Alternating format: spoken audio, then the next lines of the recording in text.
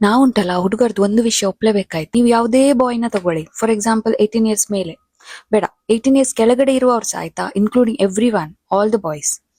ನೀವು ಅವರಿಗೆ ಯಾವುದೇ ಗಾಡಿದ್ದು ಜಸ್ಟ್ ಡ್ಯಾಶ್ ಬೋರ್ಡ್ ತೋರಿಸಿ, ಇಲ್ಲ ಸ್ಪೀಡೋಮೀಟರ್, ಇಲ್ಲ ಜಸ್ಟ್ ಸ್ಟೇರಿಂಗ್ ವೀಲ್ ತೋರಿಸಿ, ಅವರು ನಿಮ್ಗೆ ಆ ಕಾರಿದ್ದು ಕಂಪನಿ ಯಾವುದು, ಮಾಡೆಲ್ ಯಾವುದು, ಆ ಜಸ್ಟ್ ಒಂದು ಡ್ಯಾಶ್ ಬೋರ್ಡ್ ಇಂದ ಅವರು ನಿಮ್ಗೆ ಅದು ಯಾವ ಬ್ರ್ಯಾಂಡ್ ಇದು ಕಂಪನಿ, ಯಾವ ಮಾಡೆಲ್ ಇದು ಕಾರ್, ಎಲ್ಲ ಪಿನ್ ಟು ಪಿನ್ ಡೀಟೇಲ್ಸ್ ಕೊಡ್ತಾರೆ ಆಯ್ತಾ.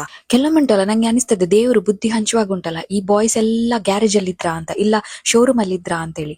ಯಾಕಂದ್ರೆ ಅವರಿಗೆ ಕಾರಿದ ಬಗ್ಗೆ ಮಾತ್ರ ಗೊತ್ತಿರುದು, ಬೇರೆ ಎಂತ ಸಹ ಕೇಳಿದ್ರೆ ಅವ್ರಿಗೆ ಗೊತ್ತಿರುದಿಲ್ಲ. ಎಷ್ಟು ಇಂಟೆಲಿಜೆಂಟ್ ಗೊತ್ತಾ ಬಾಯ್ಸ್ ಕಾರಿದ್ದೆಲ್ಲ ಮ್ಯಾಟರ್ ಅಲ್ಲಿ. ನೀವು ಜಸ್ಟ್ ಒಂದು ಡ್ಯಾಶ್ ಬೋರ್ಡ್ ತೋರಿಸಿ, ನಿಮ್ಗೆ ಪಿನ್ ಟು ಪಿನ್ ಡೀಟೇಲ್ ಆಗಿ ಎಲ್ಲ ಗೂಗಲ್ ಹೇಳುದೆಲ್ಲ ಇವ್ರು ಹೇಳ್ತಾರೆ, ಅಷ್ಟು ಗೊತ್ತಿರುತ್ತೆ ಆಯ್ತು. ನೀವು ಯಾವುದೇ ಬಾಯ್ನ ಇಟ್ಕೊಳ್ಳಿ, ನಿಮ್ದು ಅಣ್ಣ ತಮ್ಮ, ಆಮೇಲೆ ಅಪ್ಪ ಮಾವ, ಹಸ್ಬೆಂಡ್, ಫ್ರೆಂಡ್, ಯಾರೇ ಬಾಯ್ನ ಇಟ್ಕೊಳ್ಳಿ, ಯಾರಿಗಾದ್ರೂ ಕಾರ್ನ ಬಗ್ಗೆ ಗೊತ್ತಿರೋದವ್ರು ಯಾರಾದ್ರೂ ಇದ್ದಾರಾ?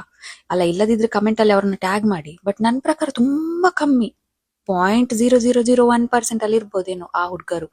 ಇಲ್ಲಾಂದ್ರೆ ಎಲ್ಲಾ ಹುಡುಗರಿಗೆ ಕಾರ್ನ ಬಗ್ಗೆ ಗೊತ್ತಿರುತ್ತೆ. ಇಟ್ಸ್ ಲೈಕ್ ಅವ್ರಿಗೆ ಗೊತ್ತಿಲ್ಲ ಅಂತ ಹೇಳಿದ್ರೆ, ಇವಾಗ ನೀವು ಯಾವ ಬಾಯ್ನ ಕಾರ್ ಬಗ್ಗೆ ಏನಾದ್ರು ಕೇಳಿದ್ರೆ, ಅದು ವಿಷಯ ಏನಾದ್ರು ಕಾರಿದ ಬಗ್ಗೆ ಅವನಿಗೆ ಗೊತ್ತಿಲ್ಲ ಅಂತ ಹೇಳಿದ್ರೆ, it's like an insult for them.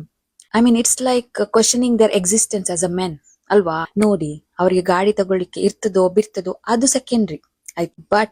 But ಅವರಿಗೆ ಅದು ಗಾಡಿದು ಬ್ರ್ಯಾಂಡ್, ಮಾಡೆಲ್, ಅದು ಎಲ್ಲಿ ಸಿಗ್ತದೆ, ಯಾವ ಶೋರೂಮ್ ಅಲ್ಲಿ ಸಿಗ್ತದೆ, EMI ಗೆ ಎಷ್ಟು ಸಿಗ್ತದೆ, ರೇಟ್ ಆಫ್ ಇಂಟ್ರೆಸ್ಟ್, ಎಲ್ಲಿ ಒಳ್ಳೆ ಡಿಸ್ಕೌಂಟ್ ಅಲ್ಲಿ ಸಿಗ್ತದೆ, ಎಲ್ಲ ಡೀಟೇಲ್ಸ್ ಗೊತ್ತಿರ್ತದೆ ಮಾರೆ ಅವರಿಗೆ. ಇವಾಗ ಉಂಟಲ್ಲ, ನೀವು ನಂಗೆ ಬಂದು ಕೇಳ್ಬೋದು ಕಮೆಂಟ್ ಅಲ್ಲಿ, ನಿಂಗೆ ಹೇಗಿದ್ದೆಲ್ಲ ಗೊತ್ತು ಅಂತೇಳಿ ಅಲ್ವಾ. ಬೆಸ್ಟ್ ಎಕ್ಸಾಂಪಲ್ ನಂದು ಹಸ್ಬೆಂಡ್. ಇಡೀ ದಿನ ಕೂತ್ಕೊಂಡು ಮನೆಯಲ್ಲಿ ಇದನ್ನೇ ಮಾಡುದು ಆ ಜನ.